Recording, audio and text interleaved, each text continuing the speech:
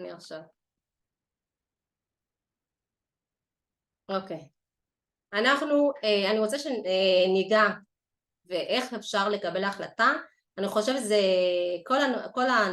כל הנושאים שדיברנו עליהם הם סופר חשובים, וקל וחומר לגבי קבלת החלטות, כי כל הזמן אנחנו מתמודדות, כל פעם אנחנו נתקלות מה לעשות, אולי לבחור את העבודה הזאת, אולי להיות עצמאית, אולי לפתוח עסק, אולי לעשות ככה, אולי זה, אולי בזוגיות, אולי בחינוך ילד, כל פעם זה משהו שמעסיק את עצמנו,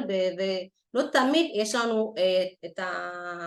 את הכלי הנכון לבחור נכון, כמה שיותר לבחור נכון, כי הרבה פעם אני יודעת מהמקום הזה, אני יכולה להגיד לכם שזה אחד הדברים שאני אישית פשוט תקע אותי שנים רבות, כי אני בן אדם שאם מישהי הייתה מכירה אותי לפני 10 שנים, אני לא יודעת להחליט